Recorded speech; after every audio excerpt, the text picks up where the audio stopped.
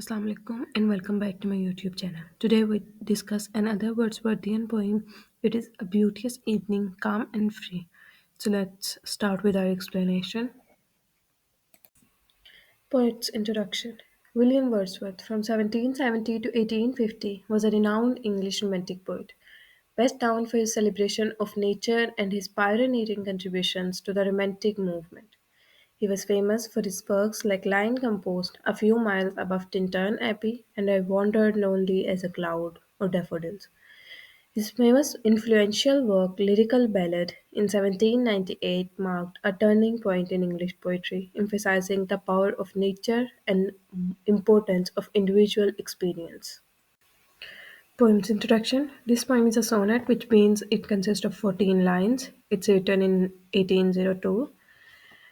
This poem, poet got inspiration of this poem during a walk with his daughter Caroline, who was 9 year old, and he met his daughter after a long separation. This poem is about meditation on nature and also the divinity and innocence of childhood.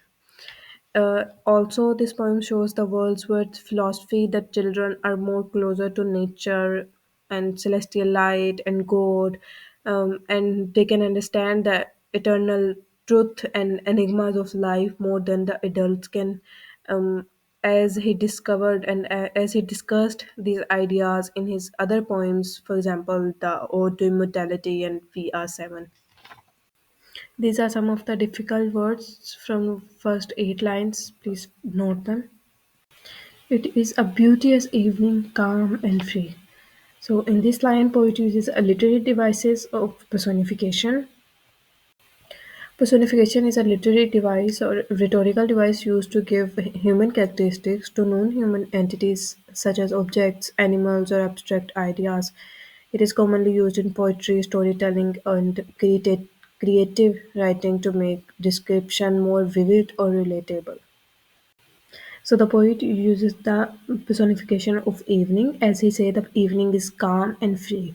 So calm and free are the qualities of a human being, and he gave these qualities to evening, which is a non-human entity. This is called personification. The holy time is quiet as a nun. Now here he uses another literary device, a simile. A simile is a figure of speech that compares two different things using the words like or as to make descriptions more vivid or relatable. So, as the poet compares the holy time of evening with none by using the word as, so this is an example of simile. So, in these opening lines, the poet uses two literary devices in order to give us a vivid imagery of evening. So the opening lines set a serene and peaceful tone, describing evening as calm and free as none. And we all know that nuns have a peaceful and cute image in our mind. They have such a beautiful image in our mind. So that's why he compares that sunset and evening with a nun. It also describes the sacredness of the nature's tranquility at that moment, that the evening is as sacred at that moment as a nun is. Breathless with adoration, the broad sun is sinking down in its tranquility. Now, breathless with adoration, here Wordsworth is again using personification because he's giving another human quality of breathing to the evening. That evening is breathless with adoration, breathless with the deep love, breathless with his emotions, and he's using another literary device of imagery in the next line. Imagery is a literary device that uses descriptive language to create vivid sensory experiences for the reader. It appeals to five senses sight, sound, smell, taste, and touch to bring scenes, characters, and emotions to life. So here poet uses the imagery of the broad sun sinking down in its tranquility. Poet uses the imagery of a sunset in front of our eyes. We could see the sunset in front of our eyes. We could imagine it in front of our eyes. with our senses. So this is an example of imagery. The poet uses the words of broad sun. It signifies the vastness of eternal presence of nature's beauty, that the nature is present everywhere and nature is always beautiful and nature is always serene and peaceful, and it's always as sacred as it is right now. Also, the setting of the sun in this setting in the second line, in such a gentle, light manner, in its tranquility, is the symbol of peace and harmony. So, it is in these four lines we can say that the nature is in harmony. Nature is in its uh, some simple, peaceful manner. The gentleness of heaven broods over the sea. Listen, the mighty being is awake. So, in this line, the gentleness of heaven broods over the sea. The poet show us the harmonious connection of heaven and the sea. And in the second line, the poet uses another literary device of apostrophe. An apostrophe is a literary device in which a speaker directly addressed to someone absent, dead, or non-human, as if they were present and capable of responding. It is often used in poetry and drama to express deep emotions, convey thoughts, or dramatize a moment. So in this line, poet is talking to his readers directly and he's saying them to listen. He's talking to them. So here he's using the literary device of apostrophe. He's talking to them that the mighty beings awake. Now, who is the mighty being here? The mighty being could be the god or the spiritual being inherent in the natural world who is awake.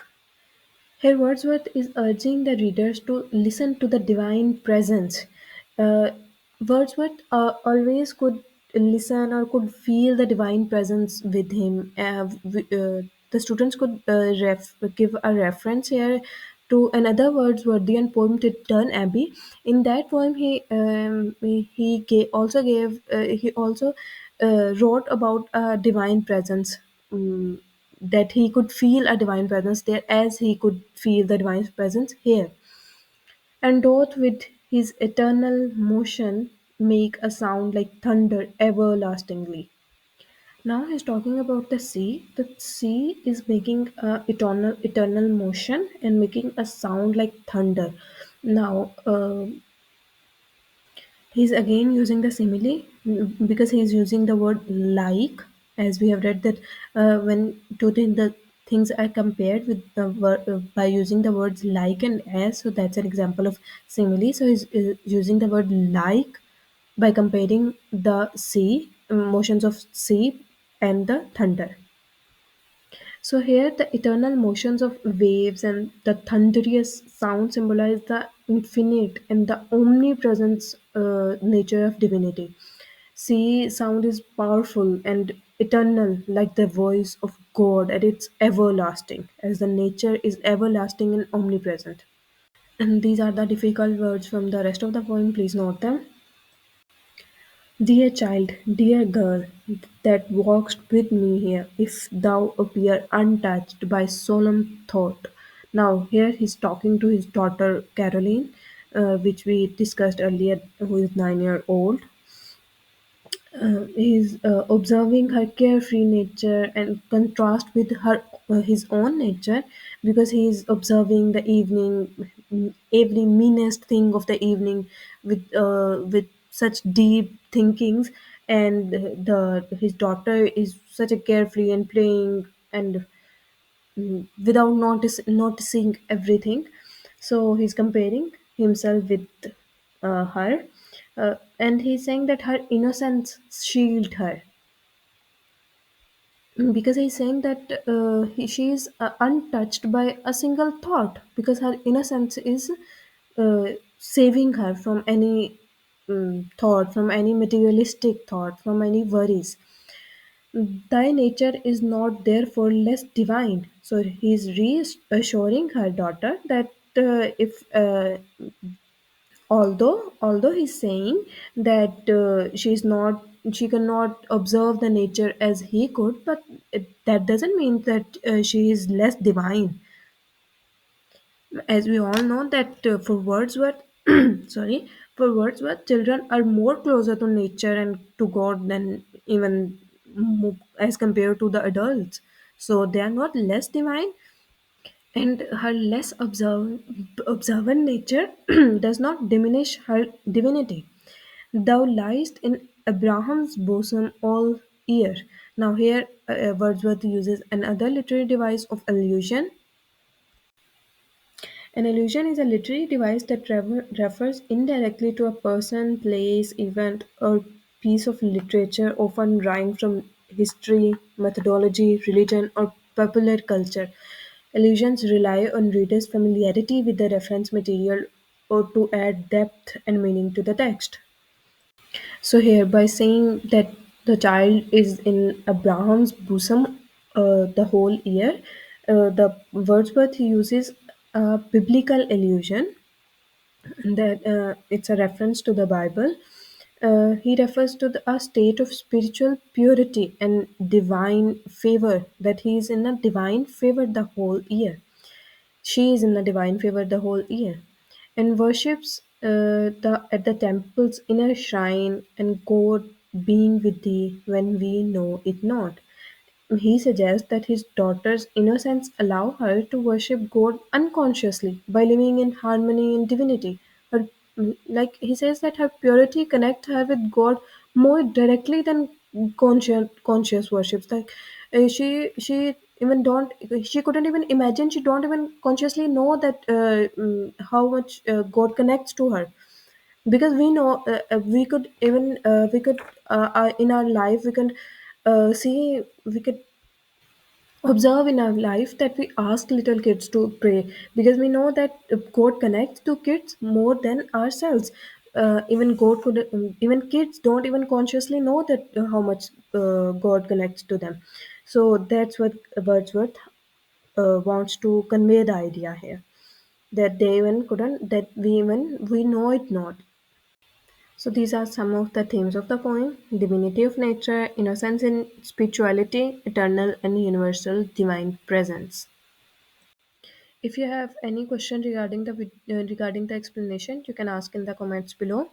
Hope you liked the video. Don't forget to like, share, and subscribe the channel. Also press the bell icon, and don't forget to give your worthy suggestions about the next video, to next poem to explain in the comments below.